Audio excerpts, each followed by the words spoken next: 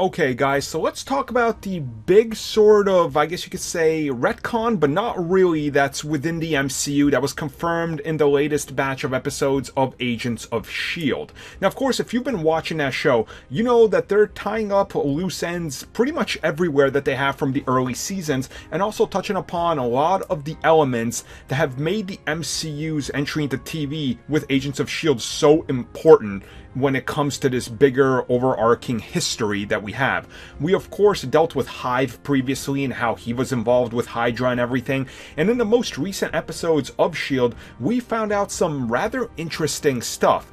And that's also the fact that Earth, specifically HYDRA, has been for years in communication with a bunch of aliens.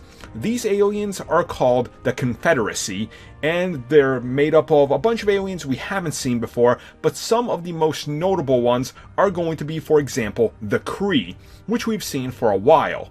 And what we found out in these episodes is the fact that they more or less have been working with HYDRA saying, hey look, we're going to protect you, we're going to do this and that, here's what you guys have to do for us.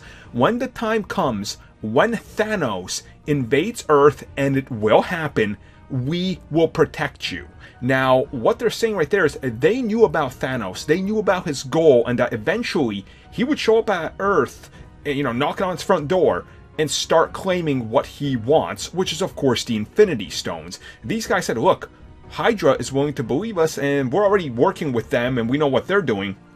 Let's twist what they're trying to do. Let's use their allegiance to make ourselves better, and when the time comes, we're not going to protect them. We're just going to abandon ship.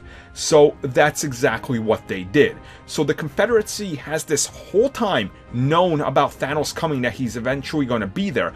HYDRA has known, or some of the more higher up guys have known that this is happening. But remember, this is HYDRA. There's divisions that aren't telling the other ones what they're doing, because it's all on a need-to-know basis depending on what division you're a part of.